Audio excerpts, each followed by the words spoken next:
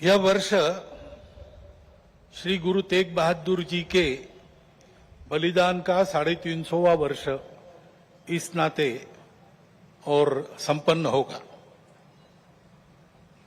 हिंद की चादर बनकर जिन्होंने अत्याचार, अन्याय और सांप्रदायिक भेदभाव से समाज के मुक्ति के लिए अपना सर्वोच्च बलिदान दिया, समाज की रक्षा की, ऐसी एक विभूति, उसका स्मरण इस वर्ष होगा। आज 2 अक्टूबर है, इसलिए स्वर्गीय महात्मा गांधी जी की भी जयंती है। अपने स्वातंत्र्य की लड़ाई में उनका योगदान तो अविस्मरणीय है, परंतु स्वतंत्रता के बाद भारत कैसा हो, भारत का जीवन किस प्रकार के तंत्र से चले, उसके बारे में विचार देने वाले हमारे जो उस समय के दार्शनिक नेता थे, उनमें उनका स्थान अग्रणी है। हिंद स्वराज में उन्होंने वह चित्र का रेखांकन किया है और सादगी, विनम्रता और प्रामाणिकता के प्रतीक, और जिन्होंने देश के लिए अपने प्राण अर्पण किए, ऐसे स्वर्गीय लाल बहादुर शास्त्री जी, उनकी भी आज जयंती है। भक्ति, समर्पण और देश सेवा के ये उत्तुंग उदाहरण व्यक्तिगत और राष्ट्रीय चारित्र कैसा होना चाहिए, इसके आदर्श हमको मार्गदर्शन करते हैं। और आज की परिस्थिति का अगर हम विचार करते हैं तो हमारे ध्यान में आता है कि यह परिस्थिति भी हमसे इसी प्रकार के जीवन की अपेक्षा कर रही है। विश्वासों को भी दृढ़ करता है और हमारे सामने पुरानी और नई जो चुनौतियां उपस्थित है, उनको अधिक स्पष्ट करने वाला भी वही कालावधि है। जैसे प्रयागराज में एक विशाल महाकुंभ हुआ, आधुनिक व्यवस्थापन के सारे कीर्तिमान तोड़कर एक जागतिक विक्रम तो उसने प्रस्थापित किया ही, लेकिन संपूर्ण भारत में श्रद्धा और एकात्मता की एक लहर उसने दौड़ा दी। पिछले साल एक दुर्घटना पहलगाम की भी हुई, हमला हुआ सीमा पार के आतंकियों के द्वारा, 26 भारतीय नागरिकों की उनका धर्म पूछकर हत्या की। लेकिन उसके चलते सारे देश में प्रचंड दुख और क्रोध की लहर पैदा हुई। पूरी तैयारी करके सरकार ने, हमारी सेना ने उसका बहुत पुरजोर उत्तर दिया। सारे प्रकरण में हमारी नेतृत्व की दृढ़ता, हमारी सेना का शौर्य, कौशल्य और समाज की एकता और दृढ़ता का एक उत्तम चित्र प्रस्थापित हुआ। और यह भी वह घटना हमको सिखा गई कि यद्यपि हम सबके प्रति मित्र भाव रखते हैं और रखेंगे, फिर भी अपने सुरक्षा के विषय में हमको अधिकाधिक सजग रहना पड़ेगा, समर्थ बनना पड़ेगा। क्योंकि इस घटना के बाद दुनिया में विभिन्न देशों ने अपनी अपनी जो भूमिका ली, उसमें हमारी ये भी ध्यान में आया कि हमारे मित्र कौन कौन है और कहां तक है। देश के अंदर भी अशांति फैलाने वाले असंवैधानिक उग्रवादी या संविधान विरोधी कहिए, उग्रवादी नक्सली आंदोलन पर शासन और प्रशासन की दृढ़ कार्रवाई भी हुई और उनके अनुभव से, उनके विचारधारा का खोखलापन और उनकी क्रूरता का अनुभव होने के कारण समाज भी उनसे मोहभंग होकर विमुख हो गया। लेकिन उनका नियंत्रण तो हो जाएगा, परंतु अब ये उस क्षेत्र में एक बड़ी जो बाधा थी वो दूर होने के बाद उस क्षेत्र में न्याय की स्थापना हो, विकास वहां तक पहुंचे, सद्भावना, संवेदना और सामरस्य वहां स्थापित हो, इसके लिए समाज की भी और शासन प्रशासन की भी योजनाएं चलनी पड़ेगी। क्योंकि इनका अभाव ही ऐसे उग्रवादी ताकतों के पनपने का कारण बनता है। इससे त्रस्त मनुष्य दूसरा कुछ उपाय दिखता नहीं, इसलिए निराश होकर उनको प्रश्रय देता है। ये न हो इसलिए ऐसी योजनाओं की आवश्यकता है। आर्थिक क्षेत्र में भी हम आगे बढ़ रहे हैं। ऐसा जो प्रचलित परिमाण है दुनिया के, उसके आधार पर कहा जा सकता है हमारा देश आर्थिक क्षेत्र में आगे बढ़े, इसलिए आर्थिक जगत के हमारे उद्योगी बंधु, विशेषकर तरुण उद्योजक, इनमें एक मादा भी दिखता है, उत्साह भी दिखता है, इच्छा आकांक्षा भी दिखती है। परंतु ये जो प्रचलित अर्थ प्रणाली है सारी दुनिया में वही है, तो सारी दुनिया के अनुभव में उसके कुछ दोष भी आ रहे हैं। विकास के इस प्रकार के पद्धति से अमीरी और गरीबी का अंतर बढ़ता है। आर्थिक सामर्थ्य कुछ चंद हाथों में एकत्रित होता है। शोषण करने के लिए एक नया सुरक्षित तंत्र इसमें से खड़ा हो सकता है, चिंता नहीं की तो। पर्यावरण के हानि की समस्या खड़ी हो जाती है और मनुष्यों के आपसी व्यवहार में कई प्रकार की व्यापारिक दृष्टि और अमानवीयता की बातें प्रवेश कर जाती है।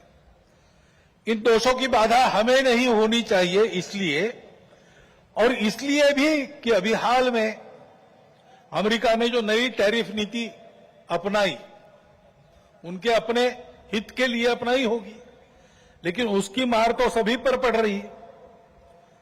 इसलिए ये सारा परिदृश्य अथवा ये सारी प्रचलित पद्धति, उस पर हम निर्भर हो जाए ऐसी नहीं है। विश्व का जीवन परस्पर निर्भरता से ही चलता है। राष्ट्रों में आपस में सब प्रकार के संबंध होने पड़ते हैं। अकेला राष्ट्र अलगाव में, आइसोलेशन में जी नहीं सकता। परंतु ये निर्भरता मजबूरी में न बदल जाए, क्योंकि वो कब बदलेगी, कैसे बदलेगी, उसका कोई पता नहीं। और इसलिए इस निर्भरता को मानते हुए, विश्व जीवन की एकता को मानते हुए, हमको इसको मजबूरी न बनाते हुए जीना अगर है तो स्वदेशी और स्वावलंबन का कोई परिणाम नहीं, कोई पर्याय नहीं। हमको आत्मनिर्भर होना पड़ेगा, स्वावलंबी जीवन जीना पड़ेगा, स्वदेशी का उपयोग करना पड़ेगा, और फिर भी अंतर्राष्ट्रीय संबंधों का सब प्रकार के, राजनयिक हो, आर्थिक हो, व्यापारिक हो, इन सबका जतन हमको करना पड़ेगा। लेकिन उसमें मजबूरी नहीं होगी, हमारी अपनी इच्छा होगी, हमारा अपना सद्भाव होगा, ऐसा हमको बनना पड़ेगा। प्रचलित पद्धति जो है उसके दुष्परिणाम हमारे यहां भी दिखते हैं। अभी हाल में ही जो खबरें पिछले 1-2 साल से चल रही है, प्रत्यक्ष हम देख रहे हिमालय के क्षेत्र में कैसे चल रहा है। वर्षा का अनियमित होना तो सर्वदूर है, प्रकृति के प्रकोप भी बढ़ गए हैं, भूस्खलन होता है, अप्रत्याशित वर्षा होती है, हिम नदियां सूख रही है। ऐसे परिणाम गत 3-4 वर्षों में तीव्र होते चले जा रहे हैं। ये हिमालय हमारे लिए सुरक्षा की दीवार और दक्षिण पूर्व एशिया के लिए उसका पूरा जलस्रोत हिमालय से ही आता है। अगर प्रचलित विकास की पद्धति में से इन सारी बातों को और प्रोत्साहन मिलता हो होने के लिए, तो उस नीति का हमको पुनर्विचार करना पड़ेगा, क्योंकि हिमालय की आज की अवस्था एक खतरे की घंटी बजा रही है। प्राकृतिक उथल पुथल है तो जनजीवन में भी उथल पुथल दिख रही है। श्रीलंका में, बाद में बांग्लादेश में, बाद में नेपाल में, हमारे पड़ोसी देशों में भी हमने इसका अनुभव किया। अब कभी कभी हो जाता है, प्रशासन जनता के पास नहीं रहता, संवेदनशील नहीं रहता, लोकाभिमुख नहीं रहता, उनकी जनता की अवस्थाओं को ध्यान में रखकर नीतियां नहीं बनती, तो असंतोष रहता है। परंतु उस असंतोष को इस प्रकार व्यक्त होना, ये किसी के लाभ की बात नहीं है। अभी अभी प्रमुख अतिथि महोदय ने कहा, 25 नवंबर के भाषण की याद की, उसमें इस प्रकार के जो आंदोलन है जिसमें इतनी सारी हिंसा और विनाश होता है, डॉक्टर अंबेडकर साहब ने उसको ग्रामर ऑफ अनार्की कहा है। प्रजातांत्रिक मार्गों से भी परिवर्तन आता है, ऐसे हिंसक मार्गों से परिवर्तन नहीं आता है।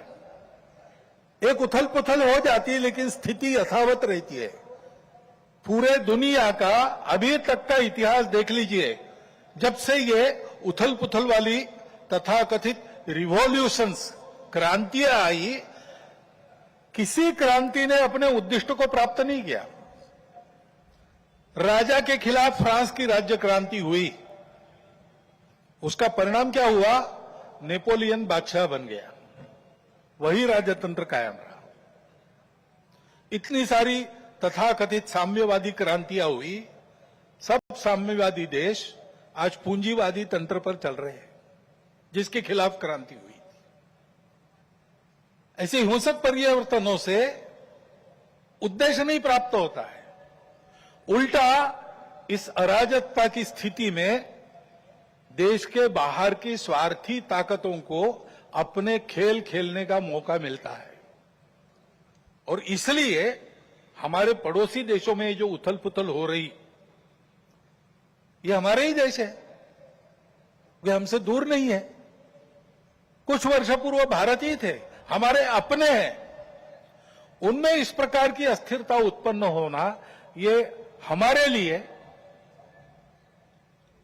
हम केवल उनके पड़ोसी है इसलिए नहीं, वो सब हमारे अपने देश है, इसलिए चिंता का विषय है। हितरक्षण से भी ज्यादा ये जो हमारा आत्मीयता का संबंध है, अपनेपन का संबंध है, उसके चलते ये चिंता होती है। परिस्थितियां ऐसी है, जैसा मैंने कहा, दोनों प्रकार है। सुखदायक रूप बहुत दिखता है, सुख सुविधा बढ़ी, मनुष्य के ज्ञान की, विज्ञान की प्रगति हुई, व्यवस्थाएं आरामदायक बनी, राष्ट्र पास आए, माध्यमों के जरिए भी और आर्थिक लेन देन के जरिए भी। परंतु इस परिवर्तन की, विज्ञान और तकनीकी की गति इतनी ज्यादा है कि मनुष्यों की गति का बदलने की और उसका तालमेल नहीं बैठ रहा है। इसलिए भी मनुष्य जीवन में कई प्रकार की समस्याएं, युद्ध, अन्य छोटे बड़े कलह, ये तो सब चल ही रहे। प्रकृति के उग्र प्रकोप को हम अनुभव कर रहे हैं, लेकिन परिवारों में भी टूटन आ रही है। नागरिक जीवन में बढ़ता हुआ अनाचार, अत्याचार दिखाई देता है। इसके शमन के, इसके उपाय चलते हैं, प्रयास हुए हैं, परंतु इसका पूर्ण निदान होने में वो असफल हो गए। और उसके ऊपर अस्वस्थता, कलह, हिंसा को बढ़ाते हुए विश्व में सब प्रकार की परंपरा, मांगल्य, संस्कृति, श्रद्धा, इसका संपूर्ण विनाश ही आगे परिवर्तन लाएगा। ऐसी उल्टी विचारधारा, विपरीत विचारधारा और घातक विचारधारा लेकर चलने वाला एक नया पंथ उदय में आया। बहुत पहले आया, आजकल वो भारत में भी अपने हाथ पैर फैलाने की कोशिश कर रहा है। सभी देशों में उसके कारण जो समाज जीवन की अस्त व्यस्त अवस्था हुई है और एक तरह से अराजकता की ओर सारा समाज बढ़ रहा है, ऐसी संभावना दिखती है। उसका अनुभव सब देशों में हो रहा है और इसलिए इन सारी परिस्थितियों को लेकर विश्व जब पुनर्चिंतन करता है तो वो भारत की ओर अपेक्षा से देखता है। भारत इसका कोई उपाय निकाले, ऐसे विश्व में भी अपेक्षा है। और सौभाग्य से भारत में एक आशा की किरण ये दिखाई देती है कि नई पीढ़ी में देशभक्ति की भावना, अपने संस्कृति के प्रति आस्था और विश्वास का प्रमाण निरंतर बढ़ा है। संघ के स्वयंसेवकों सहित समाज के व्यक्ति और समाज की संस्थाएं अभावग्रस्त वर्गों की निस्वार्थ सेवा करने के लिए अधिकाधिक आगे आ रहे हैं। समाज स्वयं को सक्षम अनुभव करता है और इसलिए कई बातों में सरकार के पहले पहल करके अपने सामने की समस्याओं का खुद ही निदान करने में यशस्वी हो रहा है। यह भी एक अच्छा लक्षण है और इसलिए ऐसे सब कार्यों में समाज का सहयोग संघ भी अनुभव करता है, अन्य ऐसे काम करने वाले संगठन और व्यक्ति भी अनुभव करते हैं। प्रत्यक्ष सहयोग और सहभाग, इसकी इच्छा समाज में बढ़ रही है और बुद्धिजीवियों में भी अपने देश के हमारा कोई स्वतंत्र अलग ऐसा कोई प्रतिमान, ऐसा कोई मॉडल हो सकता है क्या, इसकी खोज करनी चाहिए, ऐसा चिंतन बढ़ रहा है। क्योंकि भारतीय चिंतन दृष्टि एक विशेष है। हमारे प्रमुख अतिथि महोदय ने जितने नाम लिए उन सहित स्वामी विवेकानंद से लेकर तो महात्मा गांधी जी, दीनदयाल उपाध्याय, राम मनोहर लोहिया जी तक, इन सब लोगों ने इस प्रकार की दृष्टि को सामने रखते हुए कुछ चिंतन दिया है। उसकी तफसील उसके अलग अलग होंगे, परंतु उसकी दिशा एक ही है। आधुनिक विश्व के पास जो दृष्टि है वो गलत नहीं है, लेकिन अधूरी अवश्य है। मानव का भौतिक विकास होता है, नैतिक विकास की ओर ध्यान नहीं रहता है। विकास होता है, पर्यावरण की ओर ध्यान नहीं रहता। विकास होता है, कुछ लोगों का होता है, कुछ का नहीं होता। आज अमेरिका का जीवन विकसित माना जाता है, उसको आदर्श मानकर हम चले भारत के लोग, और हमने चाहा कि भारत अमेरिका जैसा जीवन जिए। तो कुछ अभ्यासक कहते हैं हिसाब करके ऐसा जीवन जीने के लिए और 5 पृथ्वियों की आवश्यकता लगेगी। ये विकास कैसे होगा? ये हो नहीं सकता। प्रगति के साथ साथ इसी के कारण नई नई समस्याओं को हम झेल रहे, जो प्राण संकट बन रही है। दृष्टि का अधूरापन ही इसके लिए कारण है। हमारी दृष्टि है, हमारी दृष्टि भौतिक विकास के साथ साथ मन, बुद्धि और आध्यात्मिकता का विकास कर सकती है, करती है। व्यक्ति के साथ साथ मानव समूह और सृष्टि का भी विकास साधने वाली हमारी दृष्टि है। मनुष्य की आवश्यकताओं, इच्छाओं के अनुरूप आर्थिक स्थिति, इच्छा पूर्ति हो सबकी, ऐसी व्यवस्था, उसके साथ साथ ही समूह के प्रति और सृष्टि के प्रति कर्तव्य बुद्धि और अपनेपन का साक्षात्कार व्यक्तियों में जगाने की शक्ति हमारी इस दृष्टि में है। सहस्रों वर्षों तक विश्व में इस दृष्टि के आधार पर हमने एक सुंदर, समृद्ध, शांतिपूर्ण, परस्पर संबंधों को पहचानने वाला और मनुष्य और सृष्टि का, मनुष्य और समूह का सहयोगी जीवन ऐसे प्रस्थापित किया था।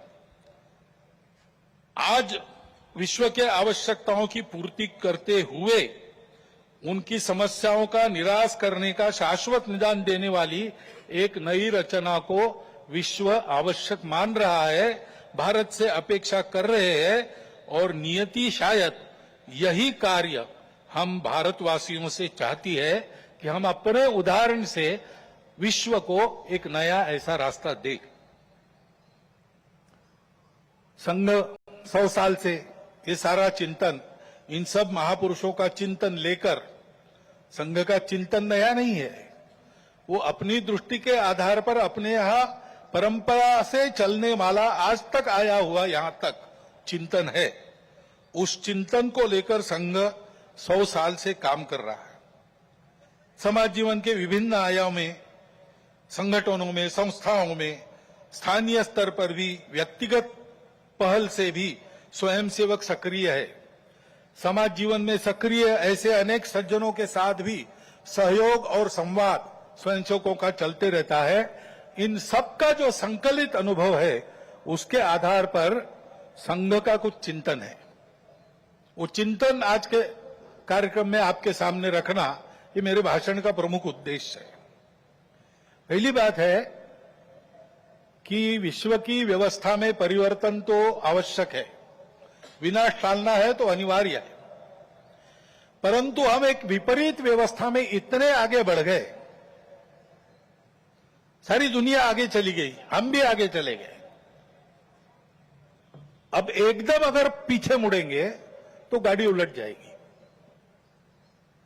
इसलिए इस गति से आगे बढ़ते बढ़ते हुए धीरे धीरे छोटे छोटे कदमों से हमको मुड़ना पड़ेगा, एक लंबा मोड़ लेके पीछे आना पड़ेगा। देशकाल परिस्थिति का ध्यान रखते हुए हम अपनी समग्र और एकात्म दृष्टि के आधार पर अपना स्वयं का विकास पथ बनाकर विश्व के सामने एक यशस्वी उदाहरण रखेंगे, तब इस व्यवस्था का परिवर्तन प्रारंभ होगा।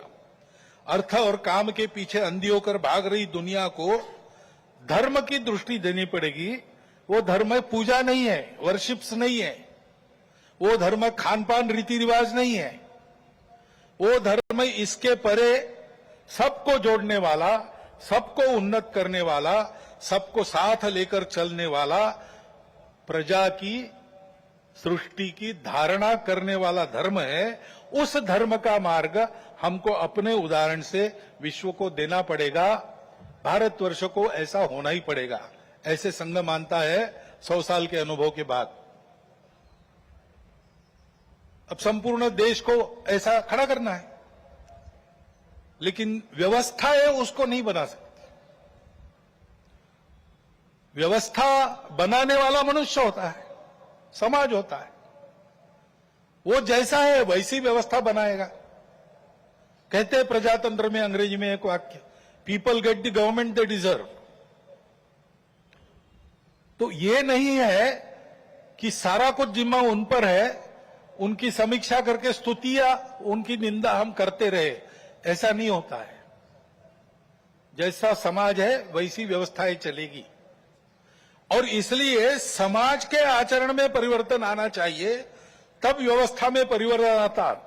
वैसे भी कोई स्थापित व्यवस्था अपने को स्वयं को बदलने की इच्छुक नहीं रहती, और अपने को स्वयं को बदलने का उसका सामर्थ्य भी नहीं रहता, क्योंकि वो स्वयं को नहीं बनाती, समाज उनको बनाता है।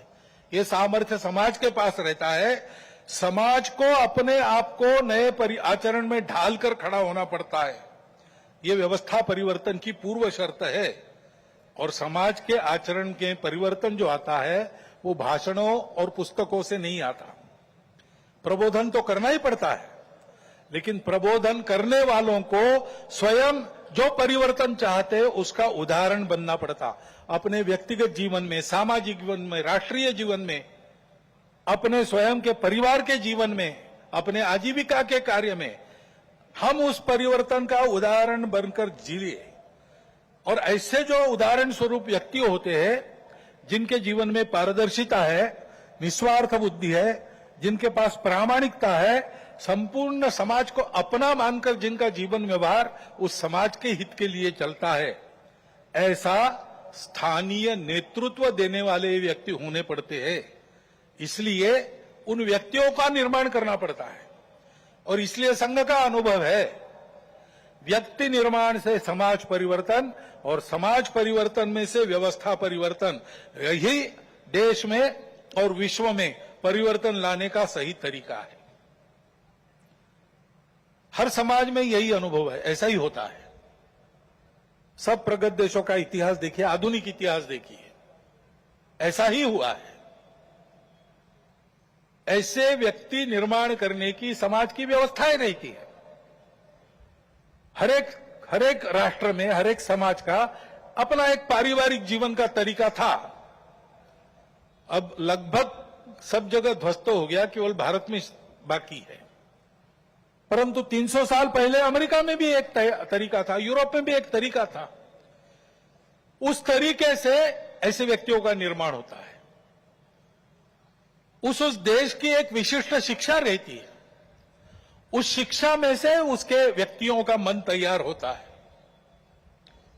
और उस समाज के जो क्रियाकलाप चलते उसमें से भी मनुष्य निर्माण होता है।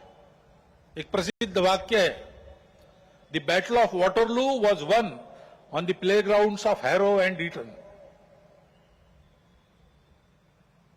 वहां पर खेल खेलते खेलते जो समाज तैयार हुआ उसने जगत जेता कहे जाने वाले नेपोलियन को हरा दिया। ये ताकत कहां निर्माण हुई? समाज की व्यवस्था में निर्माण। हमारे यहां भी ये था, परंतु 1000 वर्षों के आक्रमण में वो सब अस्त व्यस्त हो गया और बिना इसके काम नहीं होता, क्योंकि मन बुद्धि से ये सारा विचार मानने के बाद भी रोज के आचरण की आदत बदलनी पड़ती है। आदत बदले बिना परिवर्तन नहीं आता, केवल बातों से नहीं आता, केवल सोचने से या सपने देखने से नहीं आता। जैसा आपको देश चाहिए वैसा आपको होना है, और वैसा आपको होना है तो आपकी अपनी आदत दुरुस्त होनी चाहिए। उसकी व्यवस्थाएं इसमें रहती है, वो हमारे यहां ध्वस्त हो गई। इसलिए राष्ट्रीय स्वयंसेवक संघ का निर्माण हुआ। संघ की शाखा ये आदत बदलने का तरीका है, उसकी व्यवस्था है। 100 वर्षों में इसीलिए सब प्रकार की परिस्थिति आई, संघ को लालच भी दिखा दी, संघ को राजनीति में आने का आमंत्रण भी मिला, लेकिन संघ ने वो सब नहीं किया। संघ केवल एक ही कार्य में लगा रहा। संघ के स्वयंसेवकों ने हर परिस्थिति में शाखा को नित्य चलाया है। स्वयं सेवक आग्रह पूर्वक शाखा में नित्य जाते, 50 साल से आ रहे फिर भी जाते, क्योंकि आदत की बात है। आदत छूटनी नहीं चाहिए, आदत बननी भी चाहिए और छूटनी भी नहीं चाहिए। शाखा के कार्यक्रमों को मन लगाकर करते हुए व्यक्तिगत सद्गुणों की और सामूहिकता की साधना करना और समाज में क्रियाकलापों में सहभागी होते हुए समाज के सद्गुणों का, सामूहिकता का वातावरण निर्माण करना, इसलिए संघ की शाखा है। उसके कार्यक्रमों में से नित्य और मन लगाकर करने से स्वयंसेवकों में व्यक्तित्व का, कर्तृत्व का, नेतृत्व का, समझदारी का, वैचारिक और व्यावहारिक और भक्ति का, राष्ट्र के प्रति, संघ के प्रति भक्ति का निर्माण होता है। दूसरी बात, किसी भी देश को ऐसा होना है तो समाज में एकता चाहिए। वाक्य बताया, united we stand, divided we fall. Abraham Lincoln का भी एक वाक्य है, a divided house can not stand. हमारा देश तो विविधताओं का देश है।